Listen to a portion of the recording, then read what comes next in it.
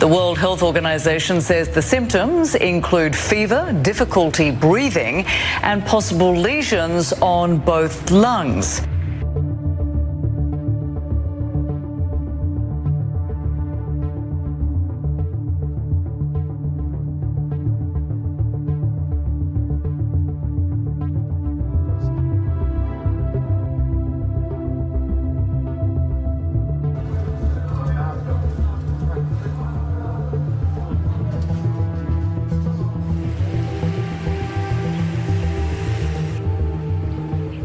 So far with the current virus, we have limited human-to-human transmission, but what we are preparing for is the possibility that there will be.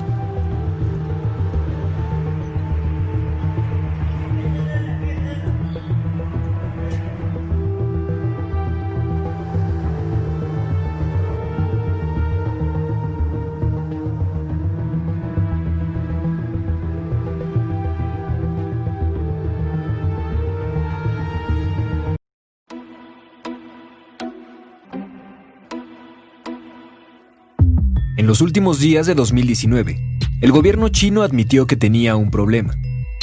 Las autoridades sanitarias activaron su nivel más serio de respuesta ante el brote de un nuevo tipo de neumonía en el centro del país. Un número de personas que crecía rápidamente fue desarrollando tos seca y fiebre antes de tener neumonía. Para algunos, fue letal. Los doctores lo llamaron COVID-19, que en inglés son las siglas de Coronavirus Disease, más el año en que apareció por primera vez. Cuando intentaron identificar el origen, voltearon su mirada hacia el mercado de Wuhan. De los primeros 41 pacientes, 27 habían estado ahí. Eso no era una evidencia concluyente, pero los oficiales chinos cerraron el mercado rápidamente, pues ya habían visto antes algo similar. En 2002, el síndrome respiratorio agudo severo comenzó a esparcirse en un mercado de la capital. Luego se propagó por todo el país. Llegó a 29 naciones más y mató a 800 personas. 18 años después, el coronavirus regresó y su impacto tomó desprevenidos a muchos. And we're deeply concerned both by the alarming levels of spread and severity and by the alarming levels of inaction. We have therefore made the assessment that COVID-19 can be characterized as a pandemic. ¿Pero qué hace que los virus broten en esos mercados y por qué siempre en China? Muchos de los virus que nos hacen enfermar actualmente tienen su origen en animales. Algunos virus como la gripe vienen de las aves o los cerdos. El VIH-Sida viene de los chimpancés, el ébola de los murciélagos. Y en el caso del coronavirus 2019, hay evidencia de que el contagio pasó de un murciélago a un pangolín y de ese animal a un humano. Los virus tienen la capacidad de pasar de una especie a otra, pero es raro que uno pueda llegar hasta nosotros, pues necesita tiempo para alojarse y sobrevivir en el organismo. Ahí es donde entra el mercado de Wuhan, un mercado húmedo, donde viven animales que son sacrificados y vendidos para su consumo. Todo en un mismo lugar. Si un animal infectado entra en contacto o es consumido por un humano, el virus puede contagiarlo fácilmente. Y si el virus se esparce entre humanos, provoca un brote. Los llamados mercados húmedos existen en todo el mundo, pero algunos en China, como el de Wuhan, son particularmente conocidos por ofrecer una amplia variedad de animales, incluyendo de la vida silvestre. Esos animales provenientes de todo el mundo tienen la capacidad de llevar consigo sus propios virus hasta el mercado. La razón por la que todos esos animales están en el mismo mercado es por una decisión del gobierno de China tomada hace décadas. En los años 70, la economía china se desmoronaba. La hambruna había matado a más de 36 millones de personas y el gobierno, que controlaba toda la producción de comida, estaba fallando en su intento de alimentar a más de 900 millones de personas. En 1978, a punto del colapso, el régimen chino renunció a ese control y permitió por primera vez los criaderos privados de animales. En 1988, el gobierno tomó una decisión que cambió la forma de comercializar con la vida silvestre en China. promulgaron la Ley para la Protección de la Vida Silvestre, que designaba a los animales como recursos propiedad del Estado. La ley alentó a la domesticación y la cría de la vida silvestre, y con eso, una industria estaba naciendo. Los criaderos locales se convirtieron en criaderos industriales, y donde hay grandes poblaciones, también hay grandes oportunidades para que un animal contagiado esparza la enfermedad. Mientras se daba el boom de los criaderos, simultáneamente crecía el tráfico ilegal de animales hacia China. Especies en peligro de extinción como tigres, rinocerontes y pangolines eran llevados al país asiático. Para el año 2000 los mercados estaban llenos de esos animales, y sucedió lo inevitable. En 2003, el brote de SARS inició en un mercado del sur de China. Los científicos siguieron el rastro al virus, y todo inició en una granja de gatos de Tibet. El gobierno cerró rápidamente los mercados y prohibió los criaderos, pero unos meses después del brote, declaró nuevamente legales para la crianza a 54 especies, incluido el gato de Tibet. ¿Por qué? Porque esta industria tiene una fuerte influencia sobre el gobierno, y es precisamente por esta influencia que han permitido que crezcan esos mercados ilegales a lo largo de estos años. En 2016, por ejemplo, el gobierno sancionó los criaderos de algunas especies en peligro, como tigres y pangolines, pero la industria que actualmente genera 148,000 millones de yuanes ha desarrollado tácticas inteligentes de marketing para mantener vivos sus mercados. Según expertos, la gran mayoría de la población china no consume animales silvestres, pues eso está reservado para un pequeño grupo de personas influyentes, a quienes el gobierno chino está dando preferencia por encima del resto de la población. Poco antes del brote de coronavirus, cerraron miles de mercados húmedos y temporalmente se prohibió la comercialización de animales silvestres. Pero mientras esas acciones no sean permanentes, los brotes de enfermedades como el COVID-19 seguirán amenazando al mundo constantemente.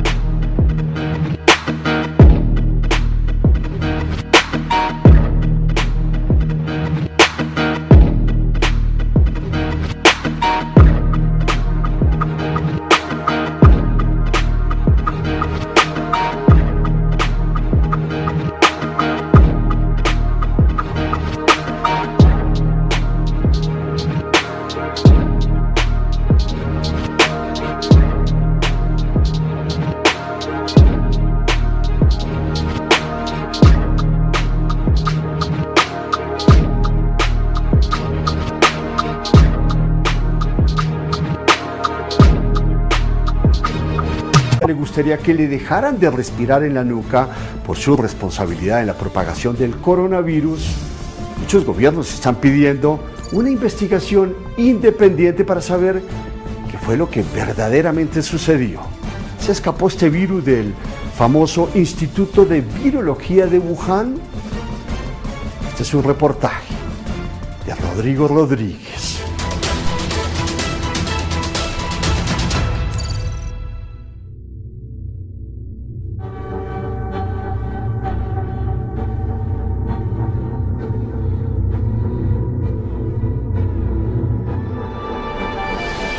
En Estados Unidos, a medida que aumentan los muertos, aumenta la presión del gobierno de Donald Trump. Thank you very much. sobre si este laboratorio chino dejó escapar el COVID-19. Una de dos cosas pudo pasar: o no lo hicieron, no pudieron hacerlo desde su incompetencia, o lo dejaron expandirse. Yo diría que lo dejaron salir de control. Su secretario de Estado, Mike Pompeo, fue más allá y acusó de mentir al gobierno de Xi Jinping. China encubrió el brote en Wuhan. Su Comisión Nacional de Salud ordenó destruir las muestras del virus el 3 de enero. Desaparecieron ciudadanos chinos valientes que prendieron las alarmas, utilizaron sus órganos de propaganda para denunciar a los que amablemente hicieron un llamado a la transparencia. Acusaciones que han sido negadas reiteradamente por este portavoz chino, el mismo que en un principio afirmó que el virus había sido plantado por una misión del ejército estadounidense en Wuhan. Le pedimos a los políticos de Estados Unidos parar las cambiantes acusaciones hacia China y desviar la atención mundial. Mejor utilicen su energía y su tiempo en controlar la epidemia en su país.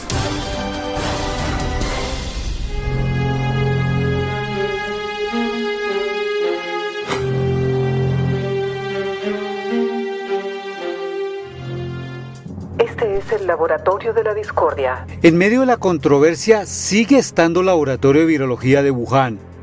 Según cables del Departamento de Estado de Estados Unidos, en el 2018 en este lugar se estaban llevando a cabo arriesgados experimentos de coronavirus con murciélagos, con el agravante de que el laboratorio tenía una serie de escasez de técnicos e investigadores que estuvieran bien entrenados para operar con seguridad los experimentos. Una acusación que China considera alocada. Ya en el 2015, en un artículo publicado en la revista científica Nature, Simon Weil-Hobson, virólogo del Instituto Pasteur de París, había afirmado: los investigadores han creado un nuevo coronavirus que crece notablemente bien en las células humanas y si el virus escapa, nadie va a poder predecir su trayectoria.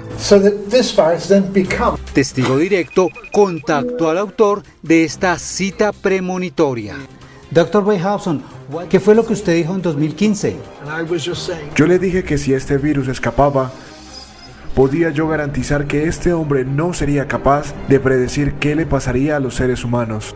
Lo dijo cuando la científica china Shi Zhengli, conocida como Batichica por su trabajo con murciélagos, creaba virus en estos animales en el laboratorio de Wuhan. Sin embargo, en el propio Estados Unidos, para el reconocido profesor Gerald Kirsch de la Universidad de Boston, la teoría de que el virus escapó del laboratorio de Wuhan no es posible. Estos laboratorios están muy bien hechos para prevenir que alguien que esté trabajando en ellos se infecte o saque la infección. La gente está entrenada en seguridad una y otra vez, y certificada y recertificada. Pero el Dr. Wayne Hobson no está de acuerdo con su colega estadounidense. ¿Conoce usted algo seguro al 100%? Algunas cosas son seguras. No lo creo, porque los seres humanos cometemos errores. Mira a los trabajadores de la salud, se sacrifican, tienen gafas, guantes, ropa de protección, pero algunos se infectan. Nada funciona al 100%. Seguro los laboratorios o no, lo cierto es que en las calles del mundo abundan las teorías y conspiraciones.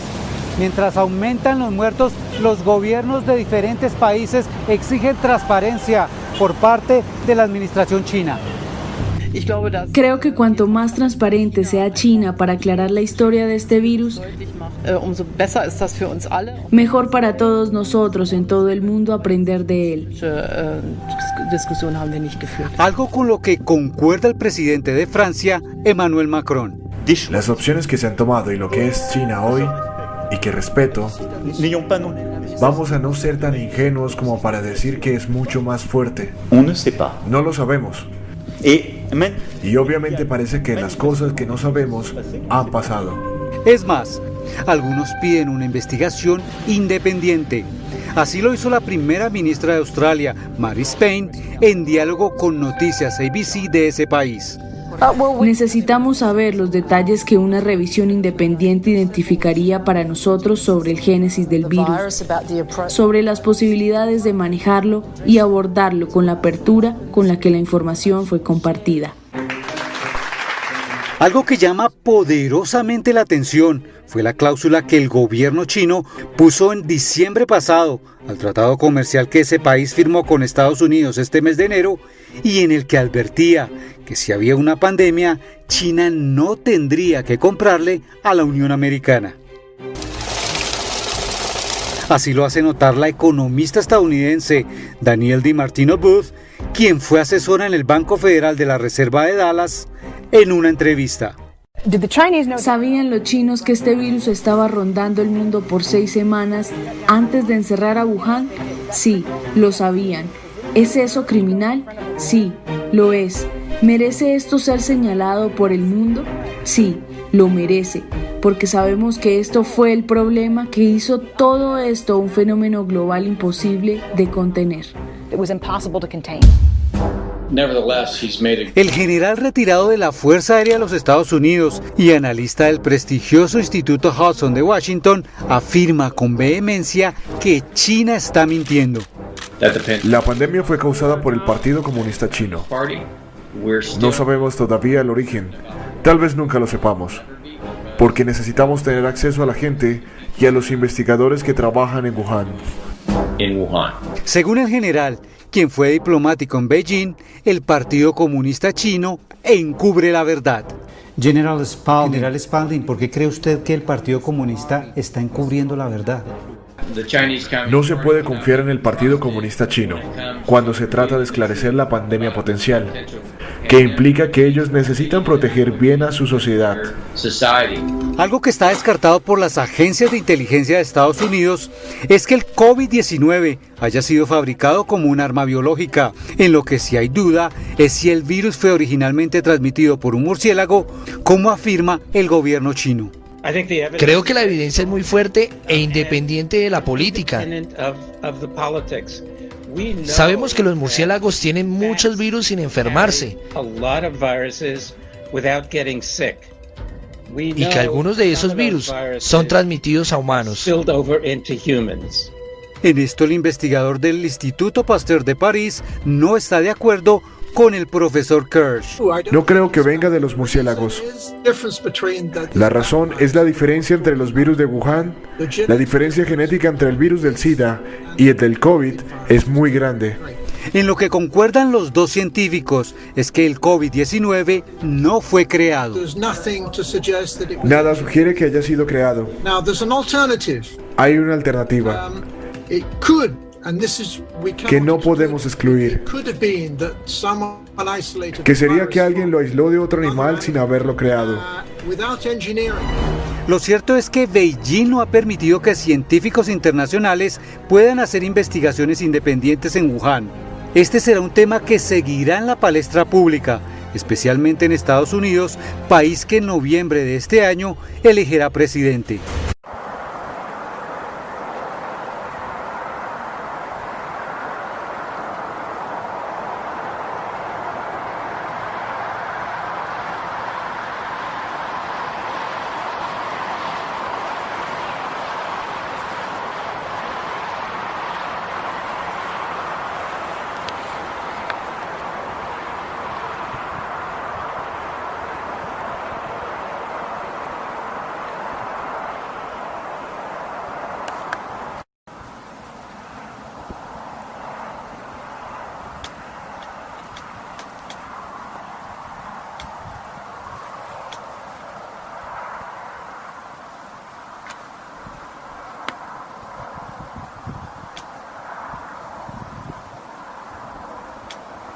Hace como un mes se empiezan a detectar casos en Wuhan, en China, de un coronavirus nuevo. Los coronavirus son una familia de virus, hay muchas variedades, normalmente están en animales, pero muchos de ellos han pasado a los humanos. El coronavirus está detrás de muchísimos de los catarros comunes que tenemos, un tipo de coronavirus. En los últimos 20 años ha habido 2 episodios en los que un coronavirus animal ha pasado a los humanos y ha provocado epidemias que han generado cierta alarma porque eran virus bastante graves. Hace unos 20 años surgió el SARS, el coronavirus del SARS, que se transmitía por civetas, que son una especie de mamíferos pequeñitos que se utilizan en China como se comen y además son animales de compañía, saltó de ahí a los humanos. El coronavirus del SARS, el síndrome respiratorio agudo grave, duró unos 10 años, era un virus con una tasa de mortalidad bastante más alta de los virus que podemos encontrar normalmente, en torno al 10%, pero duró unos 10 años y luego desapareció. Y hace unos pocos años también tuvimos otro coronavirus que saltó a los humanos, que es el MERS, el coronavirus del síndrome respiratorio de Oriente Medio. Ese pasaba de camellos a humanos. Ese es más grave aún, con una mortalidad de en torno al 30%, pero muy raro. Solo ha habido en todos estos años unos 800 casos en todo el mundo. Bueno, pues este es un coronavirus muy parecido a estos dos, especialmente al SARS. Las autoridades sanitarias de todo el mundo están vigilantes de que un virus nuevo pueda emerger en cualquier parte del mundo. China, por el volumen de población que tiene, el volumen de población todavía muy cercana a los animales que tiene, y por su situación geográfica, porque está en una zona en la que confluyen también muchísimos animales que migran, fundamentalmente aves, muchísimos murciélagos que son reservorios de gran parte de estos virus. Bueno, pues China es un sitio caliente donde muchas veces esos virus van a pasar de animales a hombres, ¿no? Las autoridades sanitarias detectan un caso de estos hace un mes, que es el famoso nCoV, el Novel Coronavirus, el nuevo coronavirus del 2019. Y empiezan a desarrollar todos los protocolos que están establecidos a partir de todo lo que sucedió con SARS y luego con MERS. En este caso es muy interesante recalcar las diferencias grandes que ha habido con la actuación de las autoridades chinas con respecto a lo que pasó hace 20 años.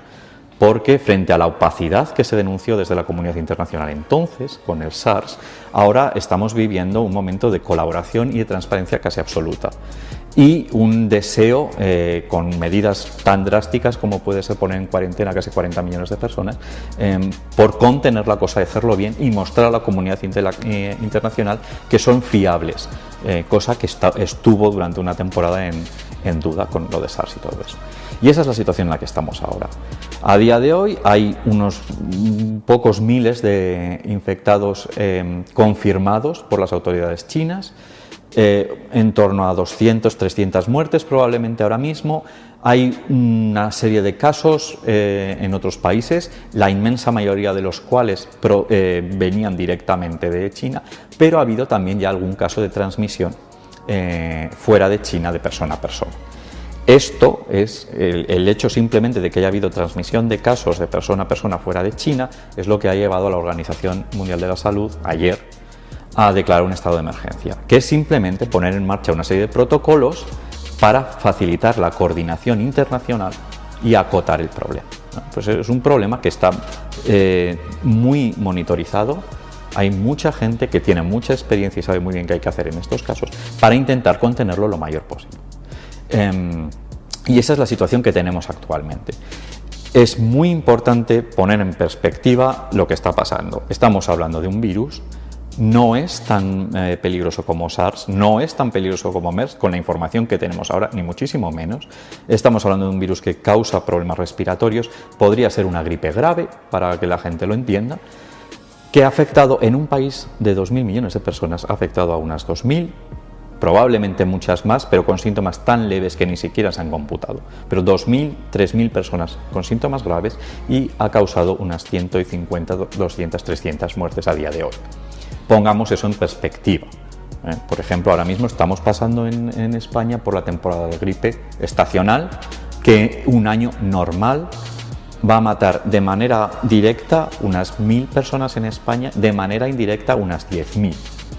Cada año, y convivimos con eso, y a nadie le preocupa y nadie se siente alarmado por el hecho de salir a la calle en medio de la temporada de gripe. Pues tenemos que ver lo que está pasando en China, ponerlo en perspectiva con nuestra situación actual y, ante todo, no caer en alarmismos, miedos ni histerias. Probablemente podamos hablar de epidemia porque se está expandiendo, pero no podemos hablar de pandemia. Una pandemia, aunque después de lo que sucedió en 2009 con la irrupción del nuevo tipo de H1N1, la gripe A entonces, empezó a considerarse que para llamar algo pandemia habría que atender también a la gravedad de la enfermedad. Pero lo cierto es que la definición original de pandemia es simplemente una enfermedad una epidemia que se expande por todo el planeta. Punto. Puede ser muy grave, puede ser como fue el caso de la pandemia del VIH, o puede ser muy poco grave, como fue el caso de la pandemia del virus de la gripe de 2009. Por tanto, ahora mismo en absoluto podemos hablar de pandemia. El virus está localizado en menos de una veintena de países, en la mayoría de ellos con 1 o 2 casos muy controlados y monitorizados. Ahora mismo es solamente un problema local en China, fundamentalmente en la ciudad de Wuhan y la provincia circundante. Pero nada puede convertirse en una pandemia. Habrá que esperar a ver cómo sucede, pero incluso convirtiéndose e incluso expandiéndose por todo el mundo, eso no significa que vaya a ser grave. Simplemente significa pues que, como sucedió en 2009, donde la gripe acabó llegando a todos los sitios del mundo, además muy rápidamente, en cuestión de 2 o 3 meses, pues aquí podría suceder lo mismo, pero eso no implica que vaya a morir mucha gente o que vaya a afectar a mucha gente.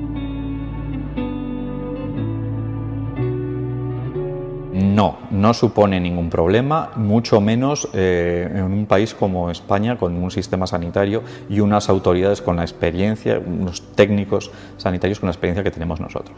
No supone ningún problema.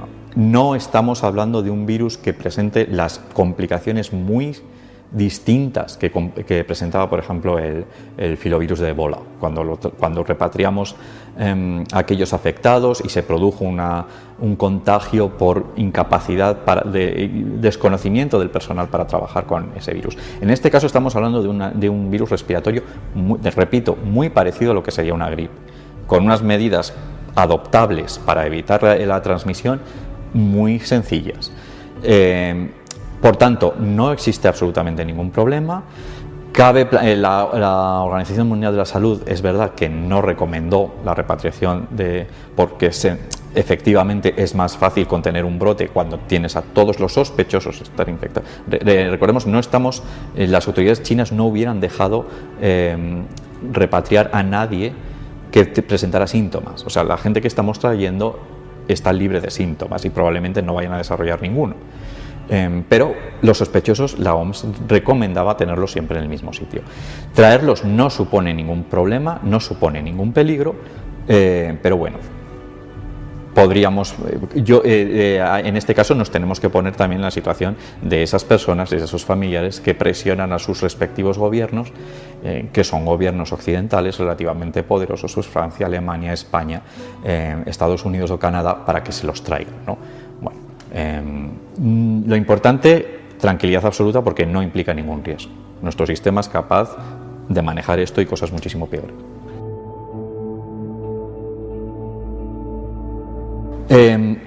Llevamos solamente un mes con este virus, es muy pronto para decir nada, pero en principio podríamos estar ante tres escenarios, ¿no?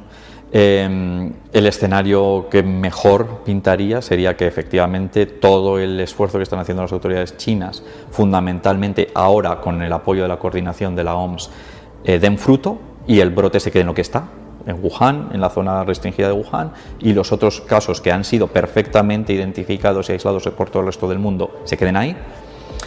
Es relativamente improbable, es muy difícil contener tanto una enfermedad, pero realmente los esfuerzos que se están haciendo en esta ocasión están siendo muy intensos y muy admirables, así que igual. Otra opción es que el virus, que es tan parecido al coronavirus del SARS, haga lo mismo que hizo el coronavirus del SARS, que se mantenga expandiéndose por otros países durante una serie de años sin llegar a provocar una pandemia tan extendida como la que causó la gripe de 2009, pero sí generando brotes ocasionales en algún país, se pueda mantener así unos cuantos años. Eso es lo que pasó con SARS, con la diferencia de que con los datos que tenemos ahora, esta enfermedad, la enfermedad que produce el nuevo coronavirus, no es tan grave como la que producía SARS. Ese probablemente sea el escenario más probable. Y un escenario más improbable por todo el esfuerzo que se está realizando, pero que nunca podemos descartar, porque estamos hablando de una entidad que cambia, y de circunstancias en las que nunca hay un 100% de seguridad, es que efectivamente el virus acabe teniendo una capacidad de transmisión de persona a persona relativamente alta, se escape del contenimiento en el que está ahora mismo y se puede expandir por todo el mundo. Pero incluso en esa situación tenemos que recalcar que eso no implicaría nada más que, además de la treintena o cuarentena de virus que ya están circulando entre nosotros, que en ocasiones causan enfermedades graves, en otras no, pues tendríamos uno más. Un coronavirus a sumar al virus respiratorio sincitial, virus de gripe, metaneumovirus, muchos otros virus respiratorios que ya tenemos todos nosotros. Esa sería ahora mismo la peor circunstancia posible. Podría degenerar la situación a peor, el virus mutar, adquirir más virulencia, volverse peor. No existe un 100% de seguridad nunca en nada relacionado con las ciencias biológicas, pero ahora mismo es muy improbable. Es más fácil que aparezca un tsunami mañana en la costa de Lisboa y vuelva a inundar Portugal.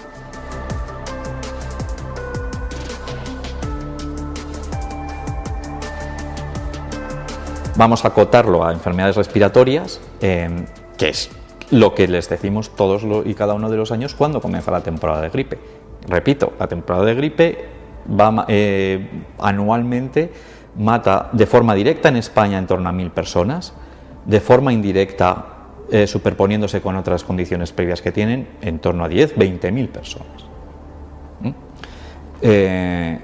Pues lo que les decimos siempre, enfermedades respiratorias, intentar no tener contacto muy próximo con personas que presenten síntomas, lavarse muy bien las manos, porque la mayoría, las infecciones respiratorias como gripe o los coronavirus realmente no se transmiten por el aire, se transmiten por las partículas víricas que quedan atrapadas en las pequeñas gotitas de saliva o de mucus que incluso sin verlas estamos emitiendo continuamente. No pueden llegar muy lejos, porque realmente no llegan ni en torno a 1 metro, por tanto, con no hablar directamente con una persona a la cara bastaría, pero sí que acaban en nuestras manos.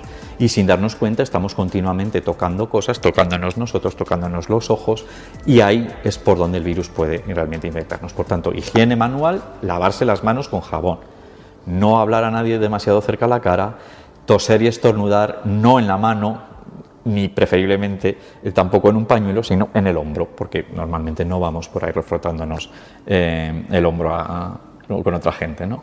Pero es lo mismo, el codo, pero es básicamente lo mismo que recomendamos todos los años en la temporada de gripe.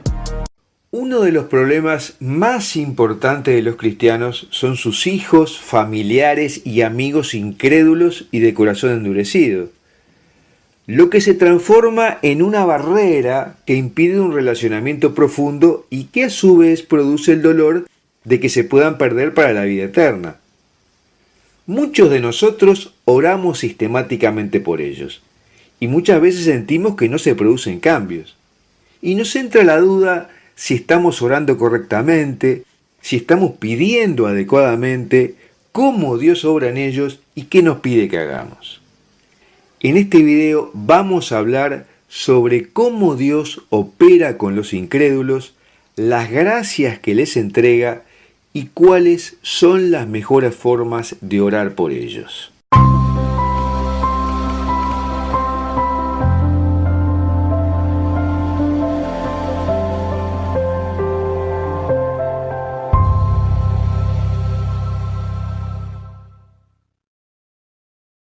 Es más que probable que conozcamos a alguien dentro de nuestras familias o amigos que simplemente ya no practican la fe, que aún no conocen a Jesús o incluso que lo niegan y hasta están orgullosos de su rebelión contra Dios, vanagloriándose de sus pecados. Sin embargo, a pesar de esto, Jesús quiere que cada persona reciba el perdón de los pecados y la salvación. Dios Padre también quiere que nosotros intercedamos por la conversión de los demás. Pero lo más probable es que cuando estamos orando por un ser querido, no tengan una conversión inmediata como San Pablo, que en un instante se convirtió en el camino a Damasco. Y ahí vienen nuestras dudas. Teóricamente deberíamos estar dispuestos a perseverar en la oración por nuestros seres queridos, sabiendo que la oración es poderosa y que Dios ha comenzado a trabajar en su alma a través de su gracia.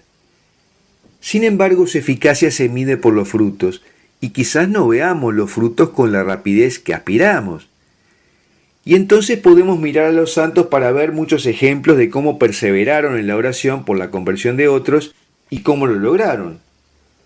Uno de los ejemplos más populares es Santa Mónica.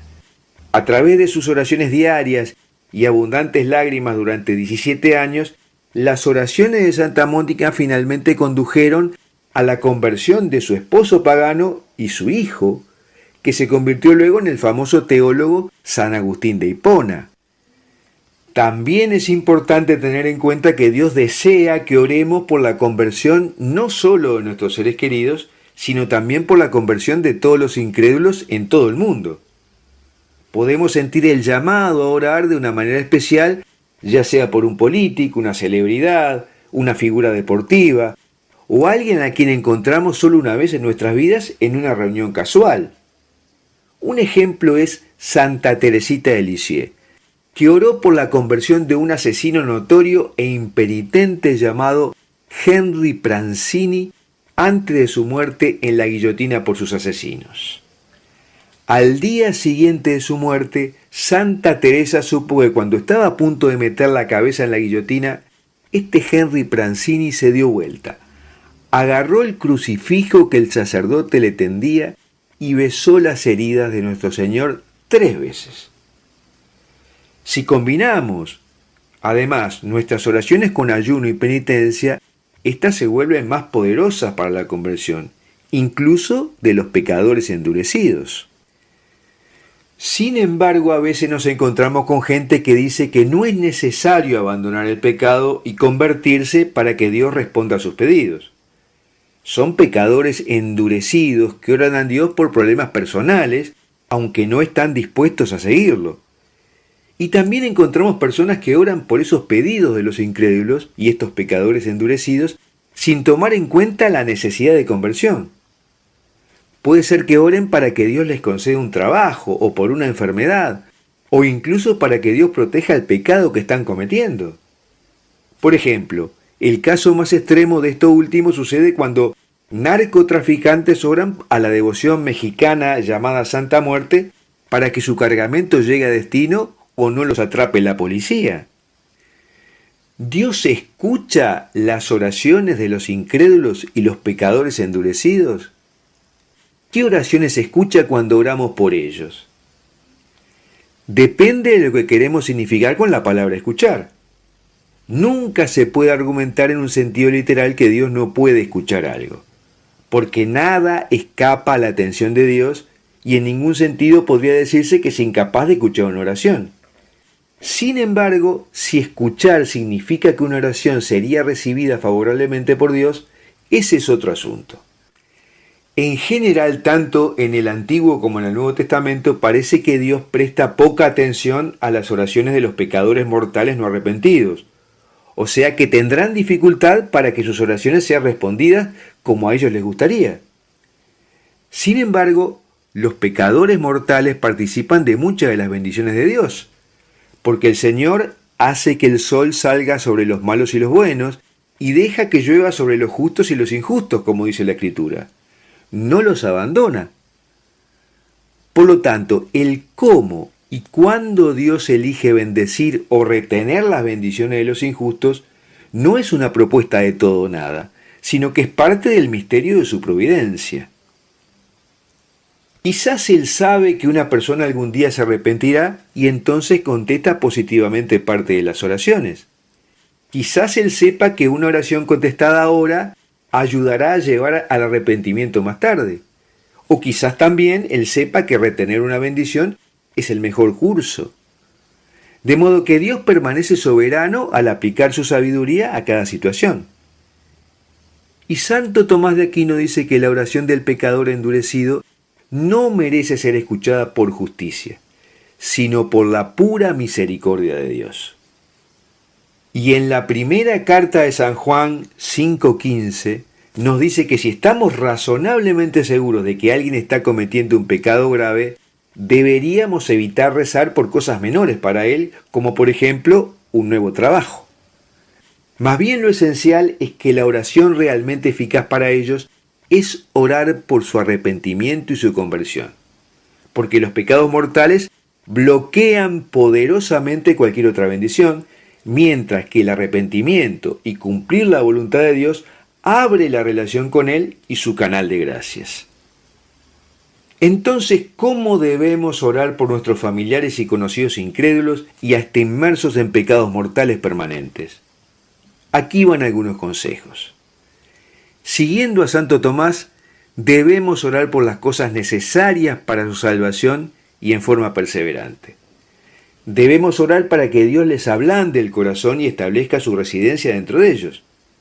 Debemos orar para que Dios les conceda el arrepentimiento, porque los incrédulos no pueden arrepentirse sin la gracia habilitadora de Dios.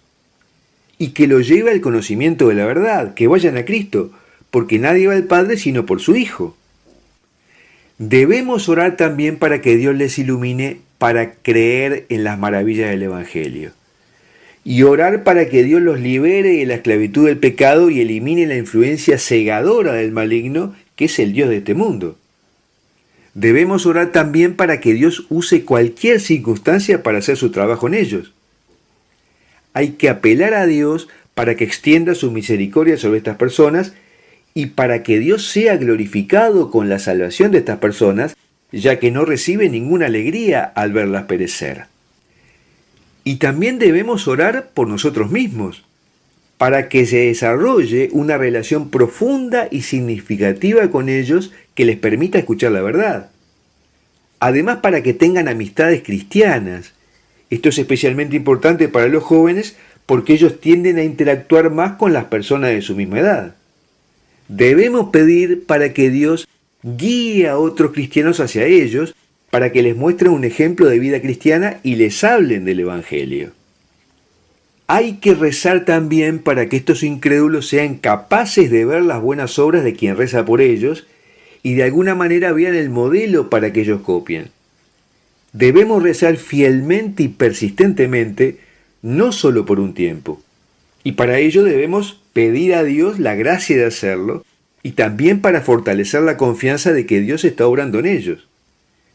Y hay que orar por la valentía para generar y aprovechar oportunidades para hablarles sobre el Evangelio, pidiendo a Dios que guíe tus palabras para que sean inspiradoras. Y ahora me gusta... Buenos días, familia Jesús, Camino, Verdad y Vida. Aquí les habla el hermano Cristian desde la República Oriental del Uruguay. Fraternal saludo en Cristo para todos. ¿Cuándo la iglesia será arrebatada? ¿Cuándo la iglesia será arrebatada? Vamos a empezar leyendo, queridos hermanos y hermanas. Mateo capítulo 24, versículos 29, 30 y 31. E inmediatamente después de la tribulación de aquellos días, el sol se oscurecerá y la luna no dará su resplandor. Las estrellas caerán del cielo y las potencias de los cielos serán conmovidas. Entonces aparecerá la señal del Hijo del Hombre en el cielo. Y entonces lamentarán todas las tribus de la tierra y verán al Hijo del Hombre viniendo sobre las nubes del cielo con poder y gran gloria. Y enviará a sus ángeles con gran voz de trompeta y juntarán a sus escogidos de los cuatro vientos, desde un extremo del cielo hasta el otro. Si nos fijamos en Apocalipsis capítulo 6, versículos 12, 13 y 14, vemos que se habla de algo muy similar. Vi asimismo cómo abrió el sexto sello, y al punto se sintió un gran terremoto, y el sol se puso negro como un saco de cilicio o de cerda, y la luna se volvió toda como sangre, y las estrellas cayeron del cielo sobre la tierra a la manera de una higuera sacudida de un recio viento deja caer sus brevas, y el cielo desapareció como un libro que es arrollado, y todos los montes y las islas fueron removidos de sus lugares. Primera de Tesalonicenses, capítulo 4, versículos 16 y 17 nos dice la palabra. Porque el Señor mismo con voz de mando, con voz de arcángel y con trompeta de Dios, descenderá del cielo y los muertos en Cristo resucitarán primero. Luego nosotros, los que vivimos, los que hayamos quedado, seremos arrebatados juntamente con ellos en las nubes para recibir al Señor en el aire, y así estaremos siempre con el Señor. Por tanto, alentaos los unos a los otros con estas palabras. Cuando aquí dice los que hayamos quedado, está hablando del periodo de la gran tribulación, cuando se va a dar esa gran persecución a la iglesia por parte del anticristo, y muchos van a ser muertos, ¿verdad? Como nos lo dice nuestro Señor y Salvador Jesús el Cristo en Mateo, capítulo 24, versículo 21. Porque habrá entonces gran tribulación, cual no la ha habido desde el principio del mundo hasta ahora, ni la habrá. Y si aquellos días no fuesen acortados, nadie sería salvo, mas por causa de los escogidos, aquellos días serán acortados. Aquí debemos entender que lo que será acortada es la tribulación de la iglesia, porque evidentemente la gran tribulación se vive en el quinto sello. Luego de esa gran persecución a la iglesia, donde muchos serán mártires, donde muchos hermanos y hermanas van a sufrir la muerte, la persecución, cárcel, vendrá el sexto sello, que es el preámbulo, que esto ya lo hemos estudiado, ¿verdad? Es el preámbulo al día del Señor, que comienza en el séptimo sello. Y aquí es cuando se va a dar el arrebatamiento de la iglesia, y por eso los días serán acortados. No van a ser los días acortados del reinado del anticristo, que ya está preestablecido cuántos van a ser, sino que va a ser acortados los días para la iglesia, porque seremos arrebatados en el sexto sello con la gloria de Dios. El verbo arrebatar en griego es arpazo y comunica que se ejerce una fuerza de manera súbita.